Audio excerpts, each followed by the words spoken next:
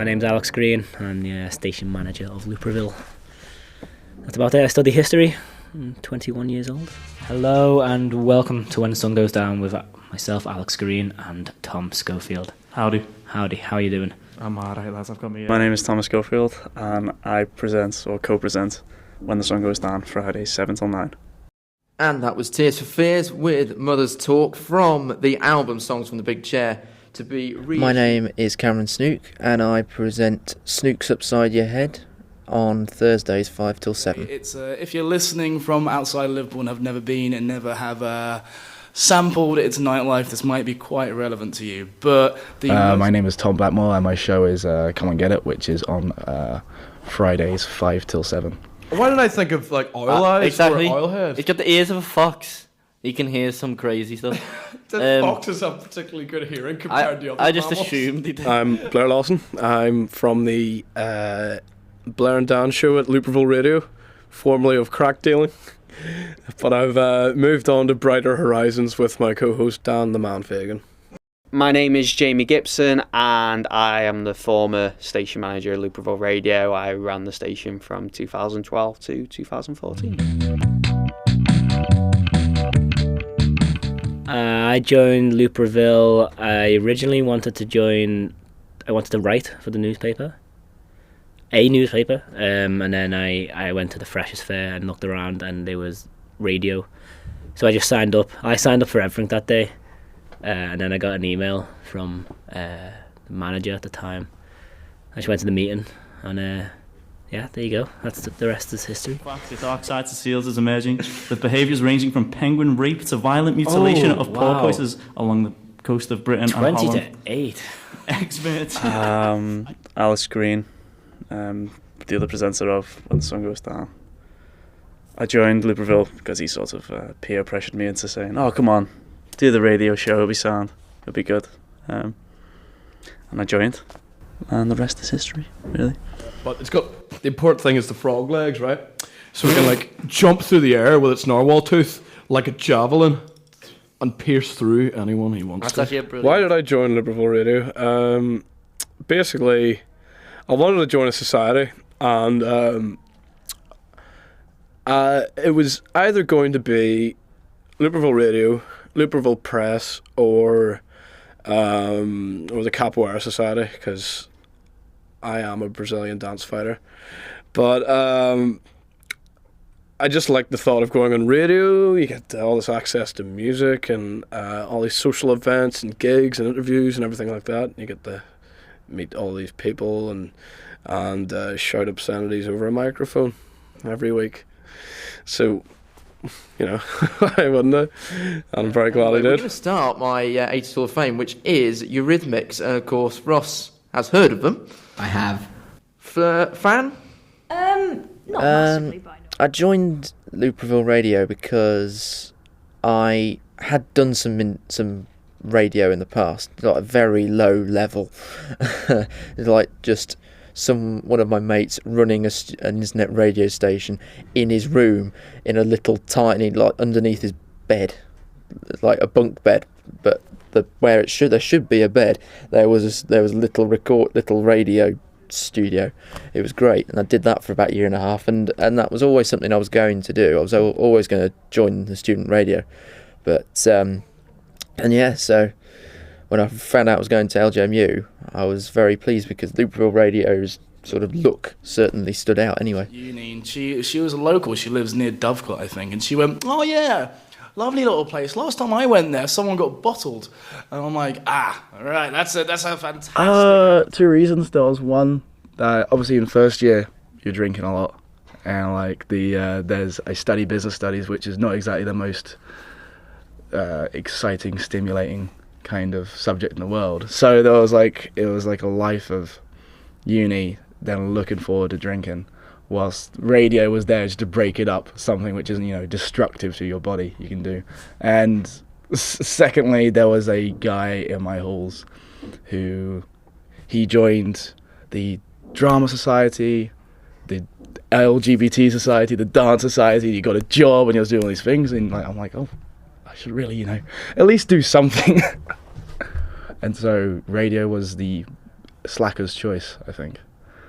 So I first joined Looprevil Radio because basically I wanted to join a media society as soon as I went to the university, because I sort of had an idea, I guess, that it was quite important to have experience outside of my degree. And there was Looprevil Press and Looprevil Radio, but I wasn't going into press or writing, so radio was the fit, really, and I knew that's what I'd be doing a bit of at university. I had no idea at the time what would end up happening in the next sort of 2 or 3 years, but there you go. It was fate.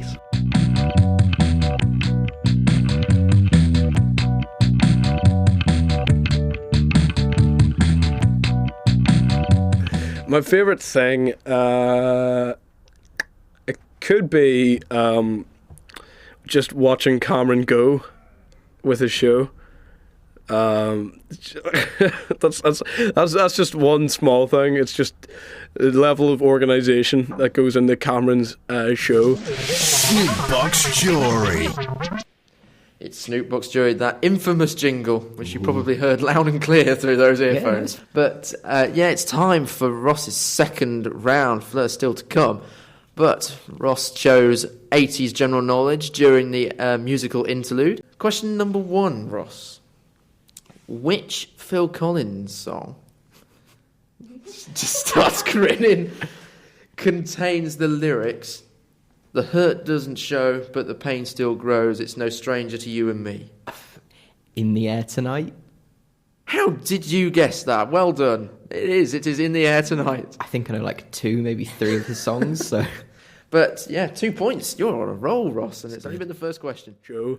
And then looking back at my show, wherein there is little to no organisation, bar from some stupid improvised bits and Dan Bingo, which is a new feature.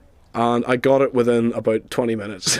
If you call that a success, that's a success. So I'd go for that for one thing. And then the other thing is the social side, where you meet all these weird and wonderful people. Weird with a capital W, because Looprevil Radio is a means of nerding out, because we're all a bunch of filthy nerds. And we get together every other Wednesday and talk about cartoons, films, TV shows, music, and we all just sit around and go about it at the pub, and it's one of the most enjoyable things you can do in a week. So there you go. I think the thing I've most enjoyed about Looprevil is the social aspect to it. Less so much the radio, more so much the meetings, and then going for drinks afterwards with all the other presenters. I think that's my favourite part. Socialising with the other presenters and stuff. What I like about the station is the sort of the camaraderie and like of that, because everyone is so friendly and everyone's willing to go on everyone else's shows, and they have so much fun. But yet away from the studio, everyone is so fun and great to speak to, and they're just a blast. So, the thing I most enjoy about Looprevil is the freedom to sort of do what you want, like make any show you want, play basically anything that you want. I know there are other student radio stations have a set list of what you can say, play, and what you have to say and stuff, but what I always liked about Looprevil was I got given a 2-hour slot and it was go and do it, basically, which is a good philosophy. So apart from all the other social side and making friends, always the 2 people I live with now, I've met them through the radio. But for the radio, it's just like having the will just to, sorry, the will's the wrong way, like, you know, the intention to like, look up new music and all that. Because I think if you ever listen to my show, you know, it's not exactly mainstream, so to have like, just the effort to go, discover this band and do that, you know, and say that you're from the radio, which is hilarious. I think I only tried to use it once. I was talking to some lady at a party, and I'm like, "Oh, yeah, I'm doing a show. I'm on the radio," and she goes, "Oh, great. Can you play my boyfriend's band?" Therefore, that line was retired. So I guess what was the thing I enjoyed about Looprevil initially, and you know, for most of the time I was there, is the amount of freedom that you get with whatever you want to do there. Looprevil Radio at the time in 2011 had only been around for a few months, And so even that at that point, and it's still saying the same case today, is like when you join that station, you get your show, you get your training, but then you can basically do whatever you want within reason.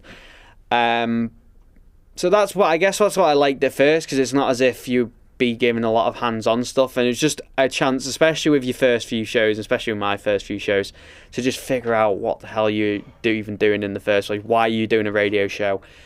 And there's a nice thing, as people who know me probably think, oh, he's dead techie and all this sort of stuff. When I first did my very first show, I immediately rang the station manager within about 5 minutes because the microphone wasn't working, and it just turned out that I hadn't plugged it in.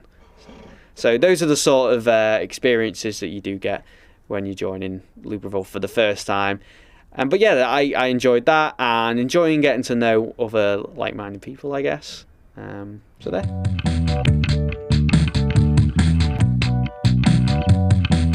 I'd say my proudest moment would be getting the top spot on Snukebox Jury. I think that was a high moment. Unfortunately, I ruined it the other day by getting 11. So I went from the peak to 7th, I think. But at least I have the high score, and it's still one of the most proud moments. And what else? Oh, almost forgot. Interviewing Aiden. That's up there. I'm very interested in what you're wearing in the video. Not only that, actually, but what you're wearing right now. Yeah. So, are those the same jeans you're wearing in the video? No, these are different ones. Oh, did you tear them yourself? Yeah. Was your mum like dead cross-eyed? No, so basically, a lot of my clothes are hand-me-downs, and I thought they look much better like this. If I ripped any of my jeans, Mum would go mad. Be in a lot of trouble. Lorraine, she'd be on the warpath. Honestly, and underneath your jeans. Yeah, these are velvet leggings. So good lord. It's very down, and I think we gave it a ruddy good try. And he wore tore jeans with velvet leggings underneath. So that's all I'm going to say about that. But it was a proud moment. That's a difficult question. Become a manager, or but actually, because I kind of knew I was going to become manager for a long time, because I was assistant manager. And when I became assistant manager, I didn't run against anyone, so I got it, but it was still pretty cool. So I'd have to say them too, because it was like, yeah, I was pretty proud.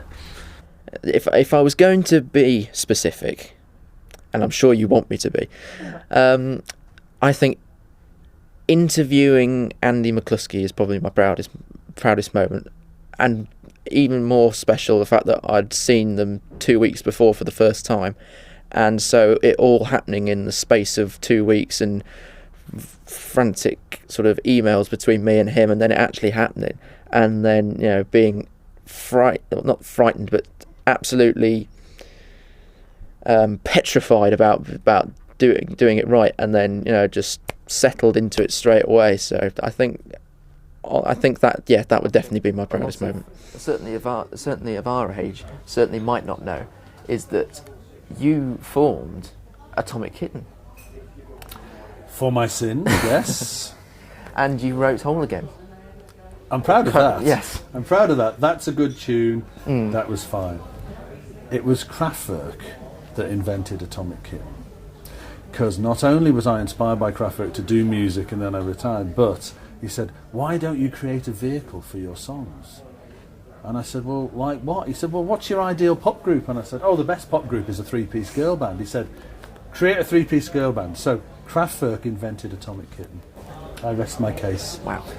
It's not my fault, it's Carl Bartley. Because I've done a lot of things that I never thought I would do at this station that I'm immensely proud of. I think the proudest moment, considering what on an individual basis, that's not that many.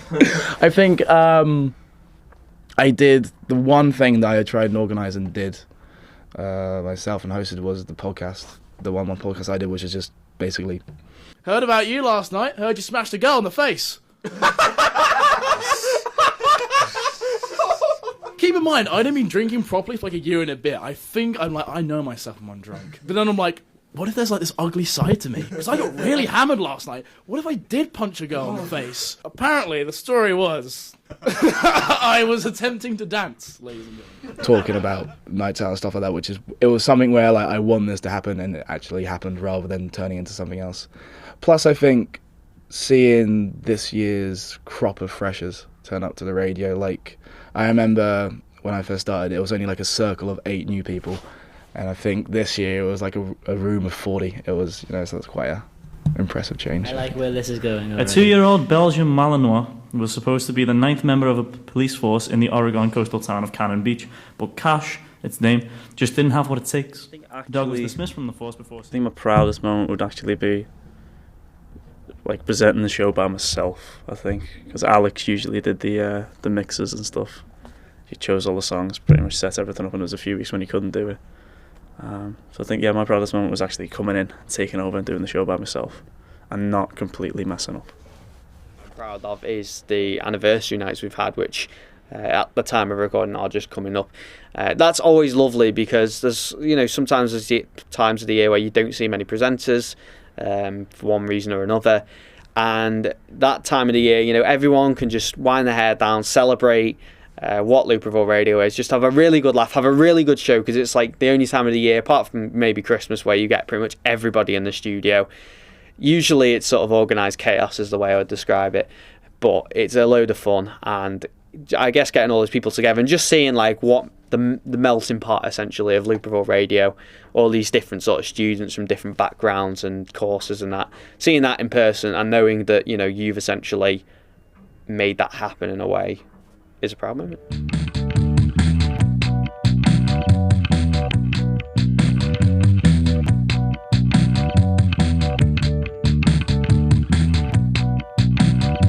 I would recommend it 100%.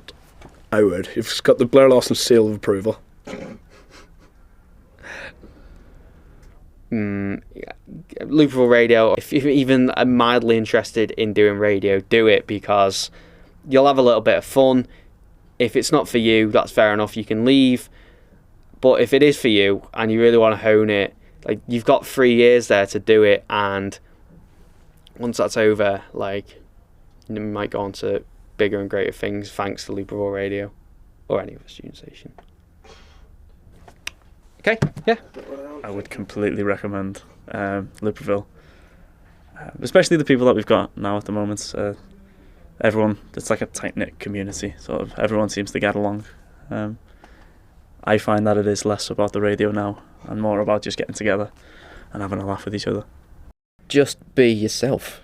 That's the thing. And whatever mad idea you have for your show or what you want to do at the station, then it's student radio. You can just do it. It's like, don't be afraid of doing it.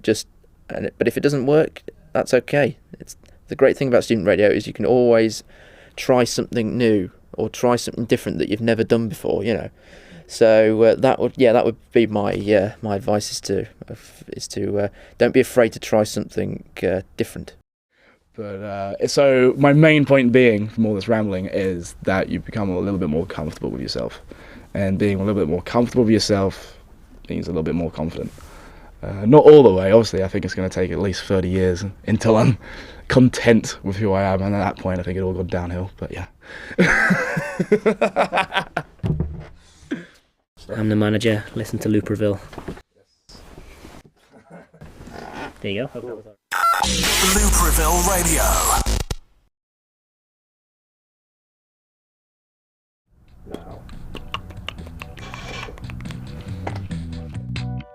But once you get over that, and myself, because I'm very self-centered, I fell in love with my own voice, and it's like a smooth caramel southern tone to me. But 2 peas in a pod, two nuts in a ball sack. More like it. So basically, Andy's a really terrible interviewer because he leaves his phone on all the time. Okay. He leaves it on vibrate, so that means if somebody rings, then it's clearly going to disrupt this interview. As talent, I'm not very happy about this. I've gone out of my way. They can come to speak to if they have anything, and Alex is not available. I'm the second option. I'm glad I picked it over the Capoeira Society, I'll tell you that much. Because honestly, when I went to that Capoeira meeting, there's nothing those noobs could tell me. Honestly, I knew it all. That's probably enough, Alex, for now. But thank you, Andy, for displaying that. And Andy McPhee, everybody. But anyway, let's get on with the quiz quick.